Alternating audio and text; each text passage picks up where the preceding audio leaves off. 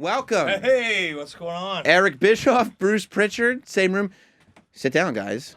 Welcome to the show. I want you guys to know, too. Did you see The Miz on the way out? Yeah. Yes, we did. He was furious because this morning I got a text that he was in town. Can The Miz come on? But I was like, of course, Miz can come on anytime he wants. And I said, but I got Bruce and Bischoff coming in at 9:45. So it's going to have to be before 9:45. And he was very upset that he had to reschedule everything and go into his break time to make sure that you guys got your time as well. I like it. Prima donna. Yeah. Well, welcome, guys. It's kind of amazing seeing you guys in the same room promoting the same project now, huh? Yeah, It's a little ironic. Not only our project, but then the WWE's WWE. project. What the hell's going on? Well, did you realize, I mean, in 2018, so last night, so I was talking about it at the beginning of the show, Bruce Prichard has done things that I don't think anybody expected him to do, including yourself, Bruce, in the sense especially me. Yeah, you've kind of turned podcasting, especially wrestling podcasting, upside down in the sense that you come out with this podcast where, you're a known guy, people know Brother Love, but in general, the name Bruce Prichard, like hardcore wrestling fans know who Bruce Prichard is, but you're not like a household name per se. And Depends on which household. yeah, I guess. In my household, you were known. Well, see, there you go. So household, that counts. But you come out with this podcast, and it's just Bruce Prichard telling his stories of 20 years of being right next to Vince McMahon, right? And going through shows and specific characters and all this stuff. And it catches fire to the extent that you're doing like hundreds of thousands of podcast downloads. Well, first of all, I lived through the time of being next to Vince McMahon for all those years. Right. And, yeah, That's the biggest shocker. And the fact that anyone cares to hear those stories is kind of amazing in and of itself as well. Well, I think what's really amazing, and you guys are both in the same boat, is that you guys come from this time when wrestling was South Park, right? Like wrestling was the biggest thing in the world. So the stories that you have from that 5 years or something, all those people that were watching, even if they're not watching current day WWE necessarily, they still care about all those stories from when they were growing up. My favorite thing is when people ask me, the first thing out of their mouth is, what happened when? And then they fill in the blank. But almost all of the conversations start off with, hey, what happened? What happened when? You remember that guy, the one with the black hair, and he was built really... I'm like, okay, you've described half the roster now, so let's get a little more specific. But it's interesting now because, Bruce, you were one of Vince's right-hand men for like 20 years, right? Right. And a big part of that was the time when Eric Bischoff over here was running WCW in a specifically as competitive as anybody has ever run a company, going right after WWE to the point where you and Vince McMahon are writing TV, competing with what Eric is doing, and Eric is writing TV, competing with what you're doing, and it got to the point where you guys were after each other's throats, right? Or am I overstating? I was after their audience. I didn't give a damn about their throats, but the audience was really important. But you didn't. Did you just want the audience, or did you specifically want the audience to the point where like they were going to be out of business? No, I think that's kind of a false narrative. That kind of exploded out of that era, and a lot of that had to do with the fact that Vince McMahon tried to convince everybody that big bad billionaire Ted was trying to put him out of business. He was trying to make himself the babyface. He was trying to galvanize the loyalty in his brand. He had been around for a long, long time. That really wasn't the case. There was no real, agenda to put anybody out of business, but there was a big agenda in terms of being number one and willing to do whatever it took to become number one. So that story that's been told of you rallying your troops and saying, we're going to put WWE out of business, or WWF at the time, it's happening, we're putting them out of business. That's not something you did? I probably did. Uh-huh. And I know that sounds like I'm contradicting myself, but there was a lot of things that I did and said back then to rally my troops as well, because you got to remember, from a talent's point of view, it was a very weird situation. I had a roster full of talent that I was asking to do things that they knew was going to probably burn a bridge. Like what kind of stuff? Oh, just anything that I could do to embarrass kind of put down the competition. You know, it was one thing for me to go out and give away finishes, and one thing for me to go out with holding a sign that says Vince McMahon fears ratings. That was me. I had no intention of ever needing to go back or going to WWE. The talent on the We other didn't have hand, any intention of you coming to WWE either. of course not. but the talent knew better. The talent knew that there was only really two places to work. They were either working for me or they were working for WWE, and they didn't want to do a lot of the stuff that I asked them to do that took it to the top. Travis, we have another guest who's downstairs. Can you help get them up? Maybe I'll. Yeah, just text me. Yeah. Do you still have the producer's number that I texted you, Bruce? Can you text him the name that you want in the system? We'll put it in the system. We'll get him up. So you didn't. So that it was more creating this sort of. It was your bravado, kind of trying to be infused into your talent. It was a couple of things. It was galvanizing the troops, Yeah. getting everybody to believe in the fact that we could be number one and stay number one. It was probably a little bit of my ego. Sure. No doubt about that. You know, I had one. I was still am a very competitive person, so I probably got caught up in a lot of my own BS in that regard. But I can assure you there was no real agenda about putting anybody out of business. I knew even back then, Sam, that the best environment we could be in was a competitive environment. Right. It was like the Coke and Pepsi wars, which is kind of what I modeled, you know, my approach to the business after. Right. And I mean, it does make sense, and it's something people have talked about, that the best time for both companies has been when there's fierce competition. And Bruce, you, as somebody that was there before there was competition that was this bad, while and after, you think the best time was when there was really tough without a doubt. competition. When there's somebody, look, you fight a lot harder when you're getting your ass kicked. And when Eric came in and WCW, when they really got competitive and they came after us with a vengeance, and all of a sudden we weren't the only game in town. We were the ones now that were just fighting for that existence and fighting to be a part of everything. And they're doing great numbers, which made us do better numbers. The business got healthier as a whole, and I think that's what's missing today is some good, healthy competition. But a lot of that's in hindsight. Like, while it's happening, do you think that, like, holy shit, we might be going out of business here?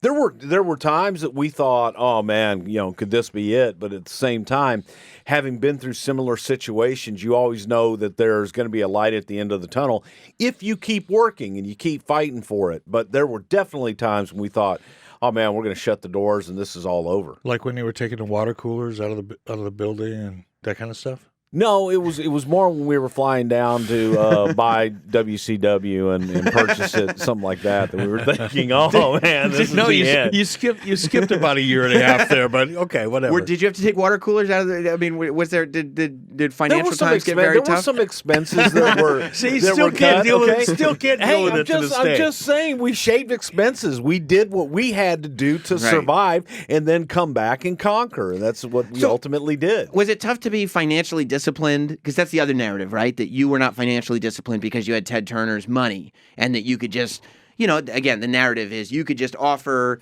big talent, however much money in the world they wanted, in these ridiculous deals that nobody could possibly maintain for any amount of time. Yeah, it's all BS. Right, okay. It's not true at all.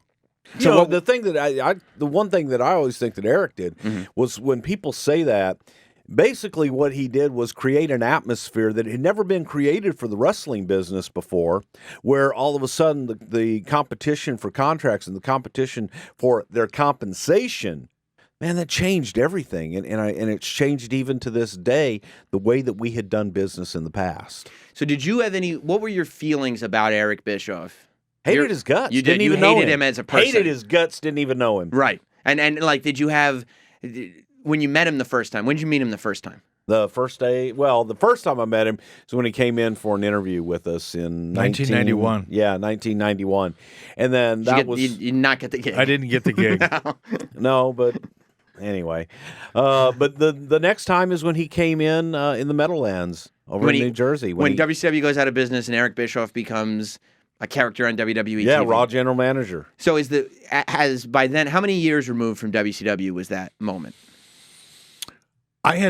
I had really left WCW for all intents and purposes in '98. I came back for a short period of time for about 6 months or a year. You're talking about 5 around years. 2000. So I had been out of it. I think it was 2002 when I came Yeah. to WWE.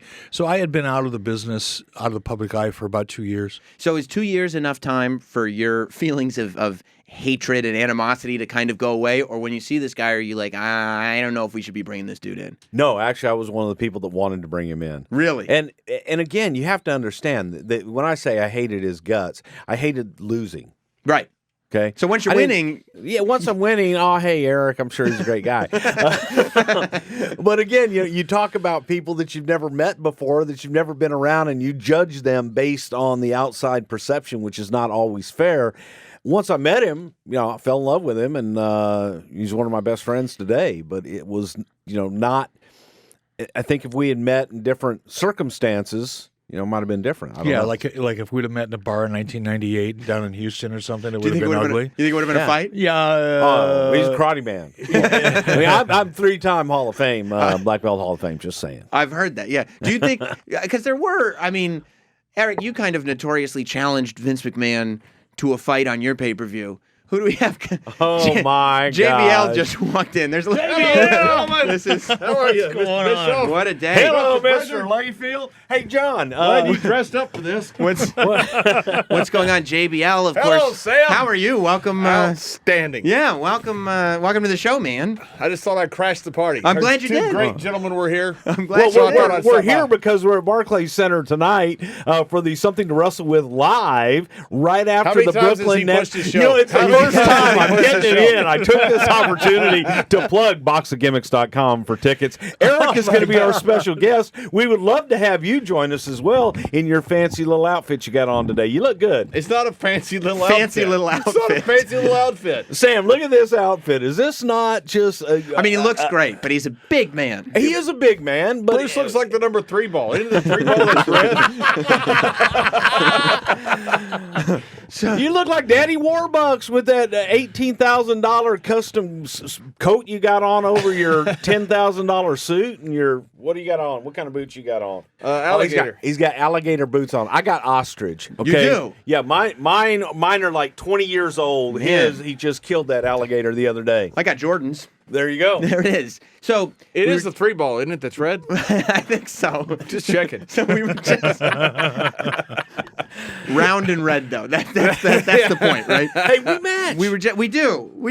We were just talking about the rivalry that existed between these two, and obviously, I mean, JBL, you were like a soldier. I feel like in the wrestling wars for a long time. Like you've been a WWE loyalist Because Bischoff didn't want me. for No, that's not true. That's not true. But like, so we were talking about the night that Eric Bischoff challenged Vince McMahon to a fight on his pay-per-view, which wasn't a wrestling match. It would have been a fight. It was the idea, I think. I think There would have been no wrestling match. No, Sure. no, I promise you that. I think we've pretty well. Toss out of the corner now. Who's leading? Like who's? Get it again, kid. I think we've established that should they have met at a bar, that Bruce may not have fared well against Eric because he's a karate Who man. the hell said that? Well, that's kind of what was. I'm a 3-time Black Belt Hall of Fame. The world knows it. It's okay. It's because you donated a ton of money to the Hall of Fame. Did you? Stop with the freaking 3-time Hall of Fame. It's like you're Bruce Lee. 3 times. Close. I don't think he was inducted that many times. JBL, did you ever have fantasies or thoughts of beating up Eric Bischoff during any of those days? No, absolutely not. We had a very friendly rivalry. We did have the time when they invaded Norfolk, I guess it was. We were at right there close, and we invaded from Norfolk, wasn't it? Right. Yeah. And Yeah, went to the that scope. night, Yeah. we didn't know what would happen back because we had invaded in that afternoon. And Right. we were live, and people went around. Jerry Briscoe went around and told everybody to kind of wait out in the parking lot just because we didn't know what would happen. Right, So 'cause you you had don't know the if they're Harris gonna- boys out there. You had Ken Shamrock, which we were kind of hoping that Ken Shamrock would just was about all we needed, really. Yeah. That was the night that, or the afternoon, WWE sends their guys over to where We were hoping Ken Shamrock and Haku would get into a fight because it would probably still be going. and everybody could just watch. That's right. But actually, stage guys were stationed all around the parking lot just to see because we had no idea what was going to happen. All night. It was a crazy time. Well, until the show was over and Vince and them actually left the arena because we don't know if they'd come try to reciprocate in some way. Did you know that there were people, Eric, stationed just in case you sent troops over? No, I mean, I had no idea any of that was going on. And that's one of the things that I regret the most because had I known, I would have let them in. Had I known, whatever would have happened on television, and it would have been so much better. Call the bluff. Oh, called the bluff. Yeah. I mean, anybody that knows me, and if you just look back at the way I did things back then in terms of television, I think that would have been some of the greatest television in the history of wrestling. So we're talking about when DX from the WWE went over to Nitro and was like outside in the parking lot and threatening to come in. They were driving a tank and they had no plan. No. I mean, they had no plan. We had a little bit of a plan. You did not. You were there, right? Oh, yeah, I was there directing the whole thing. And, I love the we fact were, you had a dummy tape, though. A dummy tape that in case your tape got kidnapped, you were going to sneak one out. That was you actually had a plan. But if you got in the building, though, say Eric would have let you in. If you got in the building, what would you have done?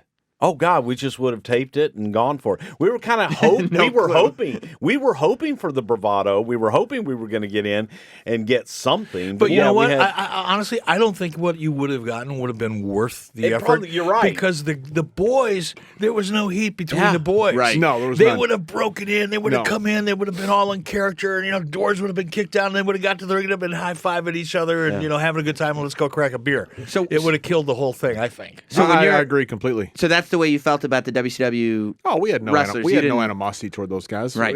They were trying to put us out of business and we were trying to stay alive. So there was the professional fight between us, but there was no animosity between us personally. You were all part of the same fraternity. Absolutely. You were all. Everybody's trying to make a living. The boys Right. are trying to make a living, and you don't want to put your buddy out of work. So.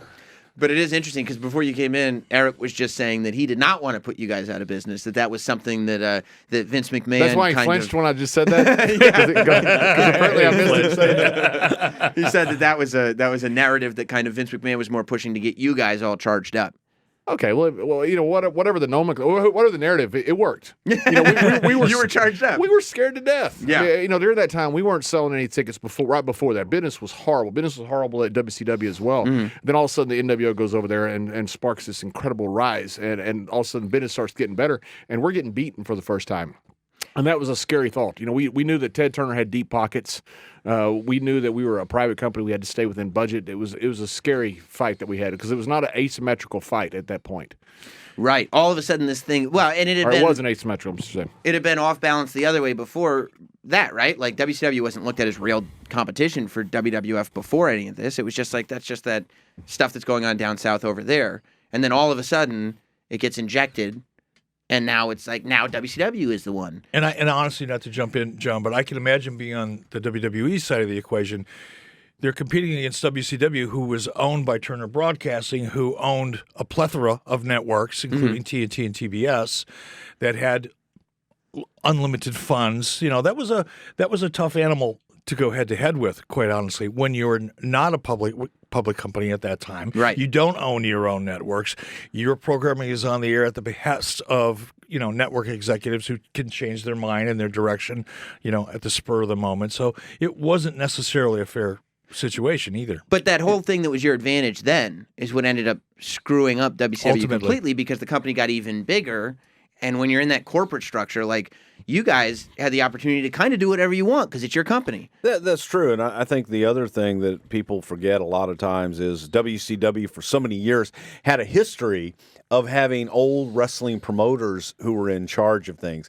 Very easy. You could tell what their game plan was. You kind of knew what it was. You figured it out ahead of time. Now all of a sudden you got this new young cocky kid who wants to be in the television business, and he's doing things that traditionally had never been done in our business before. So the rules of the game, which there are no rules to the game, were all of a sudden being changed, and we're going, oh, well, Dusty never would have done that. Bill Watts never would have done that. Jim Right. Ross never would have done that. Well, Eric Bischoff did it. Yeah. And it worked. Which is interesting because when you look at how WWF was first on that rise, all the other promoters were saying Right. Vince McMahon's not playing by the rules. That's not what we do. It is ironic, isn't And it? you came When out you and go did back this, and look at it. and everybody who's like played by these new established rules, it's like, what's he doing? You can't do that stuff. You can't give away our results.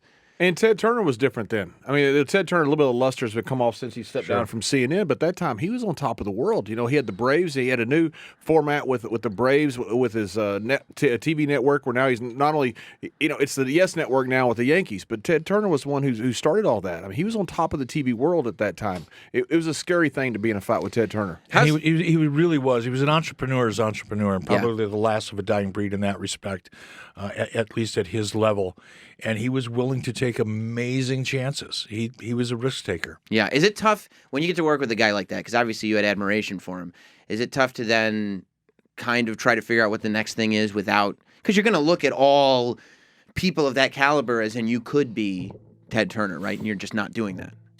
It was Is tough. that a difficult? In fact, I never really did adjust. You know, the Yeah. corporate environment's never been one that I've been able to adjust to since that time for that very reason, because I loved working for someone that was a risk taker. He held you accountable. Mm-hmm. It wasn't, you know, as we talked about earlier, the narrative of just here's a bunch of money, kid, go do whatever you need to do. That wasn't the case at all. I had to live within guidelines and budgets and all the And results, same right? things everybody You else need to have did. results. And I was measured against those. And when I succeeded, I was given more rope and that kind of thing. But to be able to have the opportunity to work with a guy like Ted Turner, who was a visionary in every way. CNN is here. Cable news lives today as a result of Ted Turner's vision and execution. Right. That was an amazing time, and I miss it. So what were you going to say, I think John? Eric's rise is one of the greatest TV stories in history. Really is. I mean, there's no doubt about it. He goes from this regional territory up in the old AWA to be running this company that was beating WWE soundly for almost 3 years. Yeah.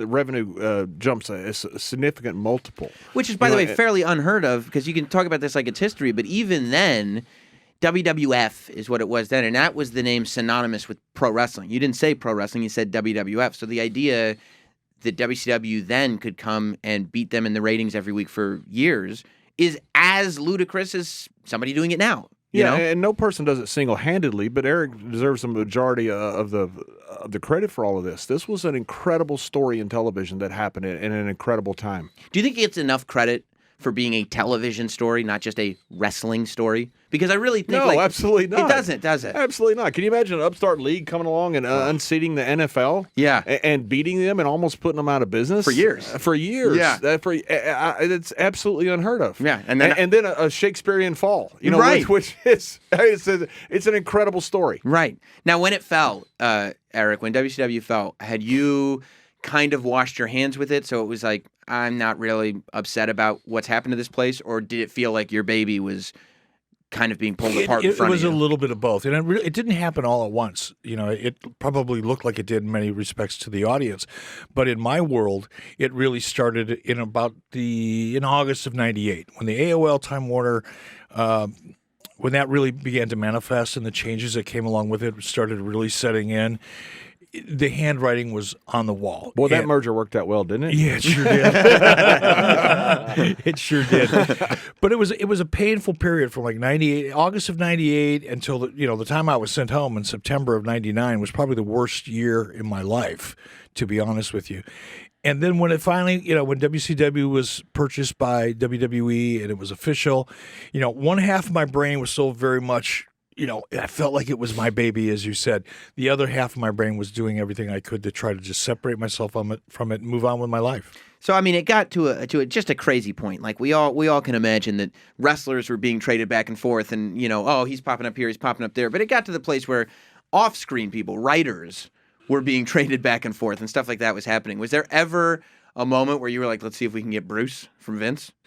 No, that's another part of the narrative. There was never really anybody that we sat back in a dark room with a couple of six packs and said, "Okay, let's see if we can get this guy. Let's try to steal this guy." That never happened. When talent, whether it was writers or producers or whomever, came over to WCW, it was really them coming to us. It wasn't us trying to cherry pick talent. The only person that I kind of coveted, and I didn't even know him at the time, was Pat Patterson, because there were so many people that were working for me that had worked with Pat and obviously worked with Vince McMahon, that they just kept telling me what a great finish guy Pat Patterson was. And I had never worked with him, and I had never met him. But I knew, looking at our product and what was lacking in our product, that I needed somebody with that kind of depth of storytelling ability. And that is The just, headline out of that is Eric Bischoff wanted Pat Patterson, did not want Bruce I Prichard. got that. I got that. He goes, yeah, Eric goes, what the hell? We didn't sit there picking like who we wanted, Right. but we wanted Pat, not Bruce. We didn't want Bruce. But that was we wanted Pat. Oh my God, we wanted Pat. Everybody wanted Pat. Nobody wanted Bruce. But that was the only name that ever came up. And that was really because I didn't know Bruce. Inside where it counts, it hurts, man. Just I saying. didn't know what you did at that time. It didn't come up really. Okay, and if now that you, You know, can blame all the wouldn't boys you- that came if you over could and didn't talk about you. If you could go back, hindsight being 2020, I would have been over Pat. No, talk to Kevin Nash, talk to Oh, Scott Hall, yeah, talk to all well. those guys that came over. Never mentioned your name. It's their fault, not mine. wow, never mention your name. Wow, it just didn't That's come up. unbelievable. They never even mentioned your name. All they did was talk about Pat. How about Layfield? How about Layfield? Did they mention Layfield's name? You know, actually, I tried to court him in an airport in Tokyo one time and make a deal with him, but it never happened. Got me a raise. I ran into Eric in a bar in Narita Airport, and Imagine that. first time I What met year him, is this? right or less. when the Attitude Era started, was 98. when Goldust first came out as Goldust, really Okay. doing the crazy stuff. I don't remember because I was on a 5-week tour for Bob at the point Mm-hmm. that I had to fulfill an obligation to go back with Barry Windham and be part of the tag team tournament. And I run into Eric leaving Japan, and it got back, and I was in the middle of a contract negotiation. Got me a huge raise, and Eric not once offered me a job, so it was terrific. That's a Did he pretty at good. least buy you a beer? No, of course I bought everything. No, I don't. Actually, I don't remember. It was very nice. It was a great conversation. First time I ever met him. Very That's a great pleasant timing for individual. that conversation to happen, though. Somebody just happened to see it. They thought it was a clandestine meeting. Yeah, we and went just- all. I went all the way to Tokyo. to cut a deal with That's right. To cut a JBL. deal with Bradshaw 'Cause we knew Jack Bradshaw was so hot at that point. We knew we couldn't meet in Des Moines, so we agreed to meet in Tokyo. That's right. Now, what from a talent perspective, what was your interactions with Bruce Prichard? I love Pat. You look that was the guy. That was great. Wow. So for those that Yeah, don't hey, know, it's my show tonight over at Barclays Center. Is Pat going to be there? You better invite Pat. Yeah, maybe I should have Pat there tonight. for many years, Vince McMahon. It's his birthday. Historic today. Pat's birthday today, 77 years old. Historically, for many years, Vince McMahon had Bruce Prichard and Pat Patterson by his side, helping him with a lot of the creative. but apparently you only decisions, wanted but Pat. It was mainly Pat. Mainly. Bruce was just there for like comic relief, I guess. No, I hired Bradshaw, so obviously it was comic relief. What was your since he's here? Because I'm going to ask you about Eric too. But what was your favorite thing that you did with Bradshaw from a creative perspective?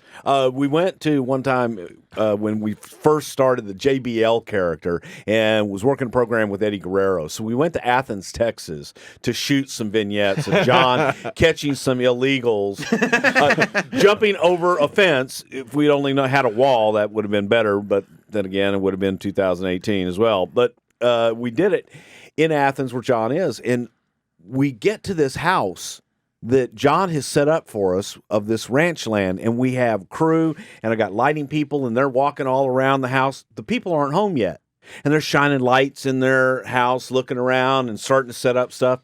And a truck comes pulling down the driveway, long driveway, because it's in Athens, Texas, where Layfield's from. Nothing but rich people there.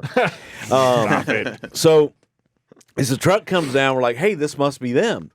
And the guy stops. And we see him get out of his truck, go in the back of his truck, and look like he got a shotgun or something. Comes back in, and we're sitting there, hey, how you doing? And the guy comes out, and who are you? We were at the wrong house.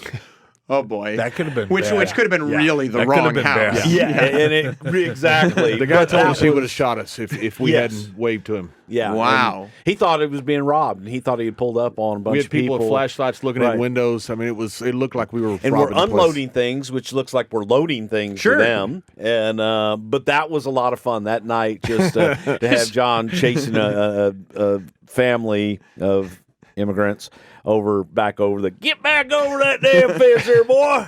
Wasn't it amazing what you used to be able to get away with Whoa. in character? In character, In character, right? yes. And especially, and I think it's kind of getting lost that there was a time when like a skit like that, right? You could show it with the explanation that this is a villainous character. So if you don't like what he's doing in terms of chasing illegals out of the country, if you don't like that, that's fine, because he's a villain. He's supposed to be doing bad things, right? And you know what's really interesting even today?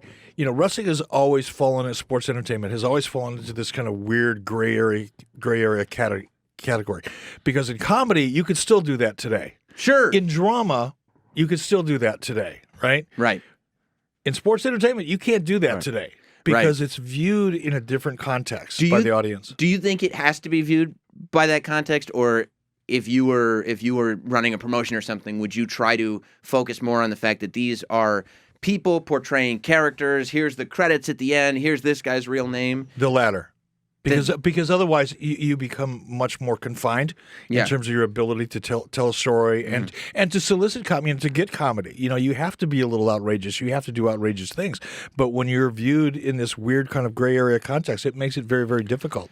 What do you think of that, JBL? I think I completely agree. I think it's insane. I mean, you had Carol on Walking Dead basically exterminate some teenager one day, a young girl. You know, and people didn't outrage. That's too far. You know, fans chanting that's too far. You know, and now you have fans chanting that's too far. Really?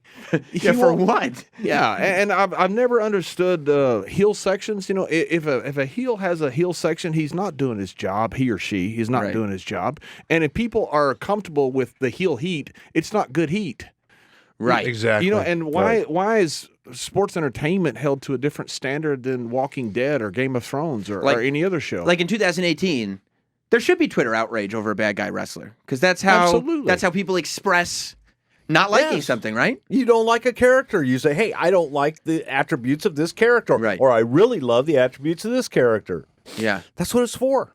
It's interesting, though. I mean, people don't like that. But I think Let me give you a great example. Yeah, Years ago, first time I'd seen what that now is called the smart mark. I don't even know what they still have that term now. But I'd never met somebody who had written for one of the dirt sheets back in the early '90s. And he told me, I just think that work rate for Killer Tim Brooks is terrible.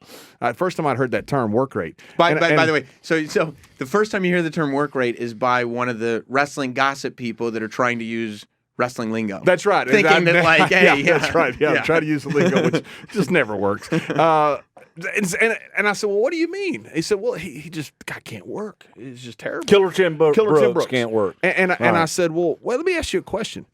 If they brought in Stan Hansen to beat up Killer Tim Brooks, would you pay? He goes, I'd pay double. I go, you're right, he's not a worker. That's what you want. You want people to hate the guy. That's the whole and Killer thing, sold isn't it? tickets. I thought Killer was a great worker. But that to me sums up some of what you see with the hardcore base. That's probably why you get along with Eric and actually with Bruce too. And Which is really surprising. We don't get along other than our share of love for donkeys. We love donkeys. Why he portrayed. Let's let that one go. Yeah, I know. I don't want to. I'm not. No follow-ups. No follow-ups. It's just a thing. No, Well, you know what? It's 2018. Okay, yeah. Totally, whatever you want to be.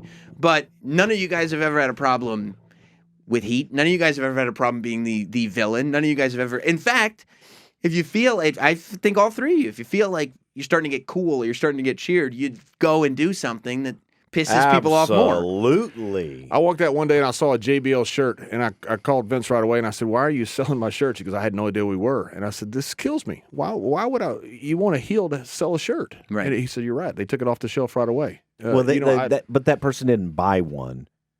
They had spilled something on it. We gave them one of those shirts because we had I so didn't say many. you sold it. Okay. Last thing you want is somebody in the stands to be wearing some of your merchandise, saying, "Oh, this guy is cool," and the person next to him wanting to boo. You got to embrace that heat, and there aren't many people that do. A guy like Randy Orton does. He certainly loves it. A guy like Miz does. I mean, there are a few. Jericho does. Yeah. Jericho does a terrific heel. But that's a small handful. But it's an incredibly small handful, and it's always been a small handful. Yeah, and I think it's getting smaller now because it's not just dealing with the crowds. It's dealing with social media. It follows you now. So you have to be comfortable with people who don't separate the person and the character following you and being like, you suck, you suck, you suck. Remember when we had the Un-Americans and they quit because they were getting too much heat, real heat? Didn't want heat. Somebody called them a bad name in the airport and they said, "We can't take this." And I live in Tampa. I'm not an Un-American. I'm like, oh my God. They hate you. I know they hate us. I can't take it. So it's What are we doing here then? okay. Bruce, this is probably pretty obscure for you, but for us, like, we all remember. Do you remember when a comedian named Patrice O'Neal wrote for you guys? I think he lasted maybe 3 days. He said Stephanie fired him 4 or 5 times because he didn't have a conversation about it. She goes, "No, you're fired." And he goes, "All right. I'm firing you right now." Yeah, I heard you. I remember Patrice. Do you very remember well. Patrice? Yeah, I sure do. He was he ended up he was a huge wrestling fan. Yep. But Hilarious. Probably he could go down as one of the great stand-ups of all time. Right. And, I would agree with that. And since he's passed away, I think that's only gone up for and him. here's my Patrice story was in the very short time that he was with the company. Because he ended up leaving because he goes, I got stand-up gigs this weekend because I'm not going to leave stand-up. And when he got signed, it was like, yeah, that's fine. Keep doing your stand-up thing. And they go, hey, we need you Saturday. And he's like, well, I got a stand-up gig. And they're like, well, we need you. And he's like, well, I got a stand-up gig. And that was it. And then he went to do Sunday Night Heat at the World or the WWF New York, and the entire time was playing video games. the entire time he was supposed to be there, help produce things, and he's just sitting in the corner playing video games. And they're like, "Where is Patrice?" And he was nowhere to be found. And then they go back in the little arcade thing there, and he's going, and same thing. It's like, I can't be bothered now, man. I got the high score going. I'm gonna get this. And that was kind of that was the end. That's exactly Patrice, though. Yeah, I mean that's exactly what he would have done in that scenario. Yeah, I just curious. So I'm bummed out that Jim isn't here. He's in St. Louis this weekend, but that's because Norton performed stand up on the boat at Shane McMahon's bachelor party. Well, that had to have been fun. Did you go to that? I did not. Oh, I did. You were there, Bruce. I was that there. tells you something about his state of mind that he doesn't remember if I was there or not. Must have been a good party. It was a hell of a party. It was plugged and promo to be a hell of a party. So much so that we all had car services from our home, and we all took a bus to the boat. And nobody was allowed to drive and just show up. You had to be on the bus. You had to have a car service. So a lot of times when parties get hyped up like that, it ends up, nothing can live up to the hype. This wasn't one of those. This was a lot of fun. This lived up to the hype. Yeah. This was a lot of fun, man. This was a good time. Do you have any recollection of the stand-up comedy that evening? I don't remember. You didn't remember Okay, JBL I don't remember was there, the stand-up comedy. I remember the other entertainment that we Right. had on the boat, which was a lot of fun. Right. Which was? I don't know. They brought out those donkeys that you were talking about earlier. Yeah, I was going around looking for a donkey. I said, Jake, there was no donkey, so I was looking for JBL because I figured he would know. So we talked about what your favorite thing with JBL is. Somebody tweeted me this actually last night, and they said if you got Bruce and Eric in the same room, please ask them about the night on SmackDown when Eric Bischoff passionately made out with Stephanie McMahon. And then it just kind of was just that. Like, it was just that one moment, and then that was the end of it. Did you produce that? I did. What happened there? I pretty much just what you saw. But if you're okay, here's the weird thing to it, and I'll never forget Brian Gewirtz because Eric was wearing a Vince McMahon mask. Right. Prior to that, it was a Halloween episode, and Brian kept going. He goes, is it not funny to anybody else that technically she's making out with her dad? While her dad is standing 4 feet away, by the way. Yeah. Oh, Vince was in the room, yeah. So what is that for you, Eric? Is it when you first get tasked with this, when you find out tonight on the show you're going to make out with Stephanie, what's the first thought? It was a rib. You didn't think it was going to happen? I didn't think it was real. Did you get along with Stephanie? Professionally, yeah, not personally. I mean, not that we didn't get along personally, but I didn't interact with her on a personal level. Professionally, we got along fine. So, at what point do you find out that it's real life? This is happening.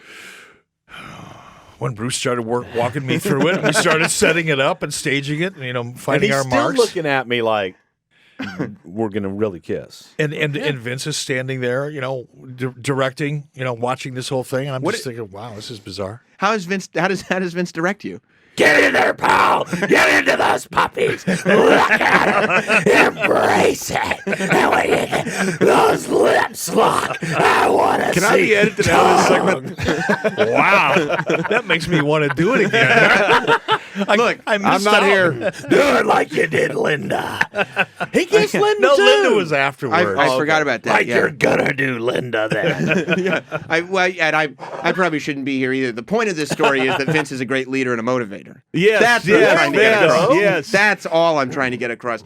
But was it an awkward scenario for you, or once you're doing something in that world, it's just whatever, we're doing it? You know, I went to WWE knowing that I was going to be put in situations that were awkward and uncomfortable because that's the nature. You know, if you look at Vince McMahon and some of the awkward situations he's put himself in, or he's put his daughter in, or he's put other people in.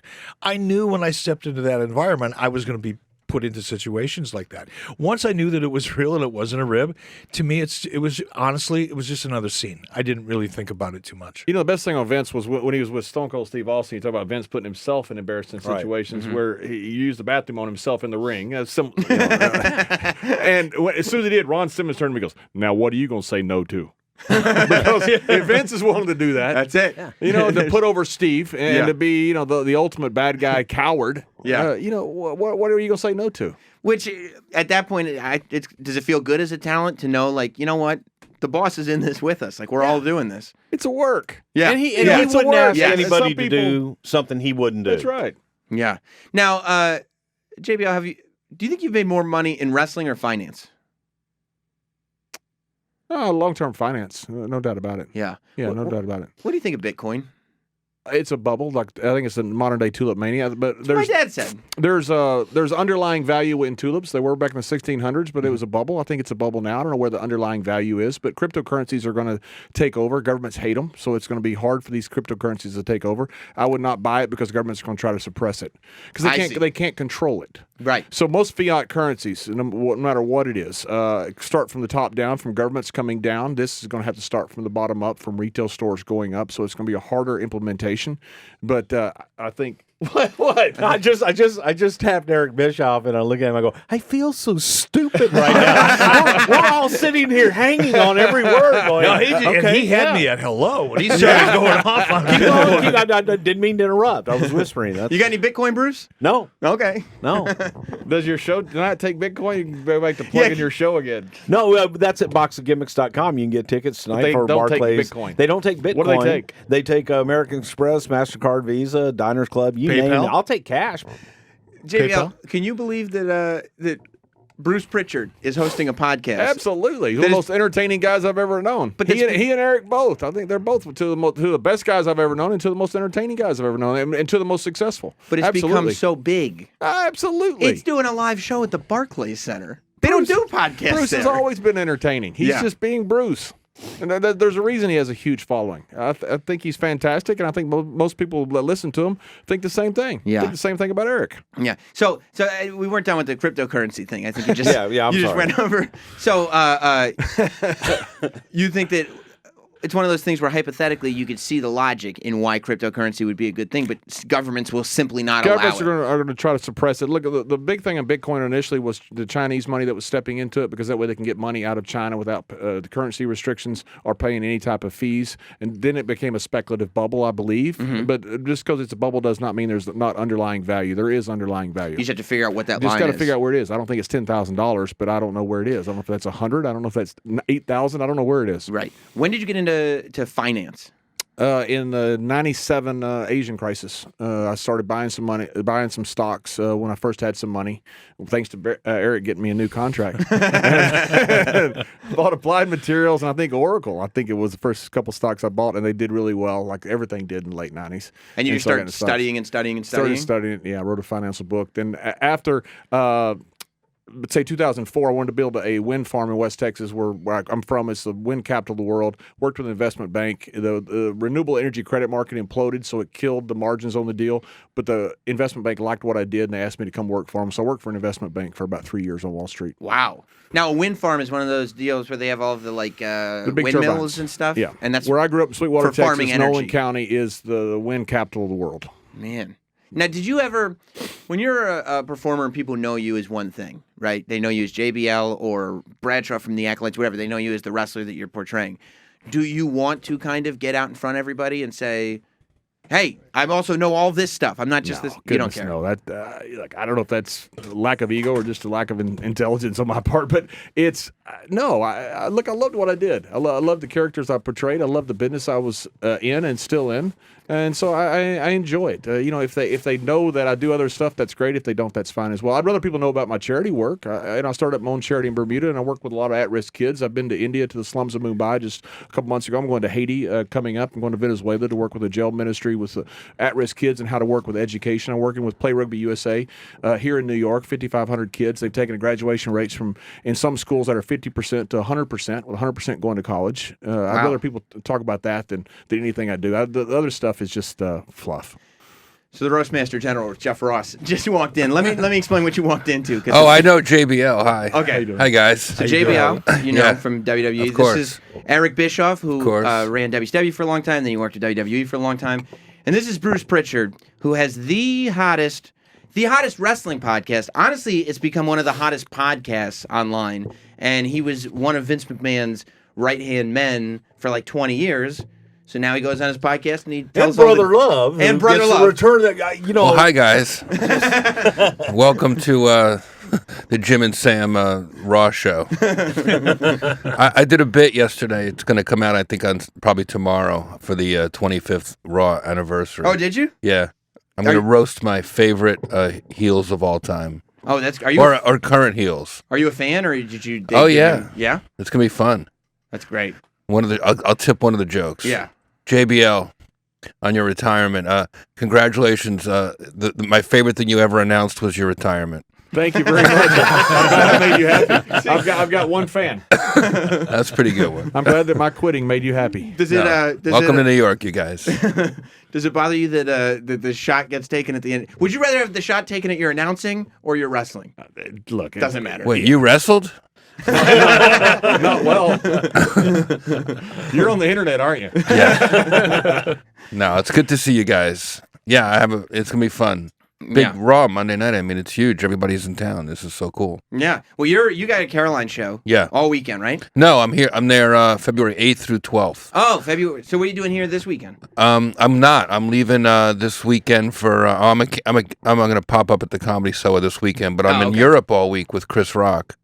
That's not a bad gig. I'm a surprise guest, which I think I just ruined at his O2 gigs and his Wembley gigs in London all week. Well, our European listener base is going to be like, What's what the up, fuck? England, Glasgow, and Nottingham, and a bunch of places in England this week, and then I come back to my home club, Caroline's, the whole February 8th. February 8th, 9, 10, 11, something like that. For the weekend of February 8th is when Jeff Ross is going to be at Caroline's, which is good because then you don't have to compete with Bruce Prichard at the Barclays Center tonight doing his podcast. Tonight, yeah. You're doing your podcast at the Barclays Center? Barclays Center. Isn't that amazing? Tonight, yeah. Where do you get tickets, Bruce? At boxofgimmicks.com. You're doing your podcast in a 20,000-seat venue? Yeah, right after the basketball game. You got the basketball game and then us right afterwards. That's amazing. It's a doubleheader. So Wow. And that's tonight, Bruce, in the Barclays Center? that is tonight at Barclays Center. Boxofgimmicks.com is the place to get your tickets. That's in Brooklyn, New York, isn't it? It is in Brooklyn, New York.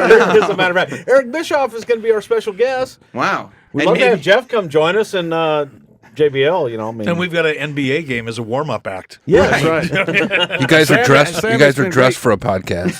exactly. I always dress for a podcast. You ever play billiards? Once in a The while. number 3 ball? Yeah. It's my favorite. That's what he's dressed as today. That's what he's dressed as. Yeah, It looks that's good. me. Sam, it's been great joining you. I got to run. I've bought into a pro rugby team here in New York City. In fact, our game is March 24th. I hate to promote something like Bruce is doing. No, please do. So you bought into. What do you think? What do you think rugby's got to do to break through here in the States in a real way? I think rugby in the United States is the greatest growth opportunity in the globe. The World Cup, 2015, was the third most watched sporting event of all time, more than the Super Bowl. So I think rugby is going to happen in the United States. Now, whether we do it or not, I'm not sure. Hopefully, we are the ones that do it. But we've got the hottest market in New York, and we've got a team here in the new league that kicks up. CBS Sports is carrying our game of the week. I'll tell you, if JBL is wrong about the things he's invested in, He makes you believe he's right for sure. He's good. It's all just my opinion. How rich is this guy? Stop it! Stop it! You're the one that's in the Barclays Center, 20,000 seats for a podcast. You fly in from Bermuda to have your toes done. I don't have my toes done. Do you ever have a pedicure? Oh yeah, I do have my toes done. I don't have my fingers done. Yeah, you're right. Yeah, He gets confused. I Wow. don't have my And toes done. are you going to be? I've only been just a couple generations away from all four. So Are you making your big? Are you going to be at Raw 25? I am going to be. Oh at Raw yes, 25. they announced you They with announced me, yes. with Ron Simmons. Yeah. Yes. And that'll be. Is that your first show back since you've stepped away? No, I did Tribute to the Troops. Tribute to the Troops, of Yeah. course. But it's your first traditional arena Yes, Monday Night Raw show. That one looked fun. That tribute. it was awesome. That was cool. Well, I think it's to me, it's what the greatest thing WWE does every year is a tribute. Did they shoot your cowboy hat off? You or can they? Did they? No, they didn't. I pretty much just put it on the desk. I hadn't worn it actually in years. Nobody knows that, so don't tell anybody. It's just a prop at this point. Well, thank you for Thank stopping you, by, guys. JBL. I appreciate it, man. You've done a lot of stuff for Troop. Great to see you, man. Oh yeah, man. Love doing troop shows. Best audience there is. Why is that? Just because they don't? They don't drink. They want to see the show. Yeah. They're starved for entertainment, and they're more diverse and sophisticated than most audiences. I mean, they're scientists. You know, the military is all kinds of people. Yeah. Great Now, crowds. do the troops come? And because there are people who get sensitive about the insult brand of humor. You know what I Right. mean? Like they never know, especially like you could almost see with JBL. Like when you were firing shots at him, I was like, okay. Is he gonna realize what? Is he gonna realize this is comedy, or is he gonna be like, "Who the fuck is this?" He knows guy? where he is. Yeah, he's he does. fine. He He's does. fine. But I'm sure you run into that a lot. Well, I only roast people who look like they're game. You know, who look they're up for it. But you've been wrong? Every now and then somebody gets mad, but not too bad. That's well Bischoff looks fine with it. Look at him. I'm used to it, brother. at Yeah. this point. Yeah, you. Thick skin. Very thick skin. How long did it take? So like you're not. Well, I guess you were always a TV guy, but when you hit that high profile, that's when you got people really criticizing you, and the audience becomes aware that you're running the company. So anything going wrong with the company, you're going to get criticized for. Anything they don't like you on TV, you're going to get criticized for. At what point did you develop a thick skin? Really, when I started out, From the beginning. I came into the industry with a lot of heat. Part of it was because no one thought I deserved to be in the fraternity. I didn't pay my dues. I wasn't a wrestler. I didn't come up in a wrestling family. All the things that were kind of prerequisites before I broke into the business. And I kind of looked like a Ken doll weatherman. So just the way I looked kind of pissed people off. Who got punched in the face 300 times? A lot. So I was used to the heat, but it certainly escalated as time went on. And I was in this weird spot. We talked about it earlier about heat and getting used to heat and wanting heat. I loved it because I knew as long as the audience loved me, my checks would keep getting bigger. Or excuse me, as long as they hated me, They'd get bigger. They'd keep getting bigger. As Yeah. soon as they started liking me, I was in trouble. Right. Now, how are you when you're not doing well on stage? Because like I know Norton loves on some level when Yeah. he starts bombing, Yeah. just because you've been doing it for so long, he's like, I'm gonna enjoy this and I'm gonna make the audience like pay for this a little bit. I don't know. Or do you get awkward? I think if people come to a Jeff Ross show, they're expecting to get made fun of. They're expecting me to rip in, and if it's my show, like at Caroline's, it's my crowd coming to see me. It's gonna be foolproof. I don't feel like it'll be bad. The only thing that could go wrong is if someone's drunk or heckling. Right. But But you don't get people that because I feel like because you have this thing that you do, and people think that they can do it too. Like people think that the stuff we do on the radio, like if Norton and me are insulting each other, Right. we're gonna get that from people on Twitter because they're like, "Hey, we're all doing it," and I get it, but it's like it's not the same. So like It's only bad when it's not on stage, when it's not in the club. Like if I'm walking to the airport and it's like, Jeff, you fat fuck. And I'm like, spare me the roasting at 7 a.m. Right, I on don't- the Southwest flight. I don't need that right now. Yeah. But you don't mind when roasting's like controlled. You have to do it in the right context. and if people figured out that like this is the thing that you do, it's not like you come to a roast so we can all make fun of each other. Like some of you guys are the audience. Yeah, right. Yeah. That's exactly it. Yeah. And then, in a weird way, when I roast somebody, like if I'm roasting Justin Bieber, I'm doing it vicariously for, the entire world. So in a weird way, they want me to sort of have free reign. Right. They don't get in my way. If anything, like if a word leaks out that I'm roasting somebody, everyone I come in contact with, even like cab drivers and people on the street, will start giving me material on that person. They'll be like, Really? say this about Bieber or whatever. Do you ever use it? Oh yeah. Really? Well, sometimes That's it's great. It's good for ideas. Yeah. I'm not saying anybody is a good joke writer randomly on the street, But it'll start you Yeah. in the direction. yeah. Were you there for the Hugh Hefner roast? Oh yeah. Yeah. I produced that one. Right. So I was the reason it was just in my head was because I just watched the Gilbert Godfried documentary. It's great, Gilbert. Is Gilbert's joke his 9/11 joke? Yeah. Now that some time has passed, I think we can all recognize it as one of these great roast jokes. Yeah. Like it's just an incredible joke. But in that moment, like it just fell completely flat. As a do you like seeing a guy like Gilbert? Because you know that the joke is good. So Right. it's not like this is a reflection on Gilbert. Do you like that uncomfortable moment? Or do you sit there like, oh, somebody save Gilbert? It was a night. I mean, it was a month of uncomfortableness. You know, it was Yeah. post 9/11 in New York, and we were honoring Hugh Hefner, who's like the reason the terrorists hate us. Right. And that was before that was He really is the symbol of of American freedom and Yeah. liberty and sexuality, freedom and I remember writing a letter like a few days after 9/11 because we had to decide whether the show was going to go on or not because we had a hotel booked and TV trucks and it was a big commitment. Yeah. And my position was, and I made this known to Hef and the Comedy Central and to the Friars Club, that if we don't go on with the show, that literally is the terrorists winning. And that wasn't cliche back then. It had just happened, 9/11. Yeah. And New Yorkers were still sort of covering their mouths and trying to breathe. And I was like, it's 3 weeks away. And I actually think we should just cancel the after party, give the money to the Twin Towers Fund, and do this show. Yeah. And the roast must go on. And there were a lot of uncomfortable moments. I think the first one was Rob Schneider was doing well, and he hit a few wrong notes, and I ran up to him, and I put my arm around him, and I said, Rob, hasn't there been enough bombing in this city? And I think it opened it up just enough where Jimmy Kimmel was hosting, and he actually set the tone really well right at the top. And Yeah. by the time Gilbert got on, nobody had really gone for a to-the-gut 9/11 planes into buildings Well, joke. tell him the joke. I don't So- know if everybody knows this. so the joke it's very is- end of the roast. Gilbert goes up and he said, and I'm probably going to butcher it, so forgive me, but he goes, they're in New York, and he's like, I've been trying to catch, and he's obviously shouting it because he's Gilbert Godfried, so it's just like, if it's a gut punch, it's a gut punch. He goes, I'm in New York, and I keep trying to get a direct flight out of here, but I can't get a flight without a layover in the Empire State Building. Oh, God. And this is a month after 9/11. Yeah. So the room just died. Someone yelled too soon. It was like the first time you really heard it too soon. And that's when Gilbert said, okay, and he took a second to collect himself, and then he did a version of the Aristocrats joke, which is the filthiest, pedophile, incest, okay, well, if that's too much, let me give you every taboo thing in one joke, and that's where we'll leave it. And by the end of the horrible, Aristocrats joke, the crowd was right back with him. He got them all back. It was amazing. Wow. It was really amazing. He is a force to be reckoned with, Gilbert. Yeah. Do you think is he one of the best in a situation like that?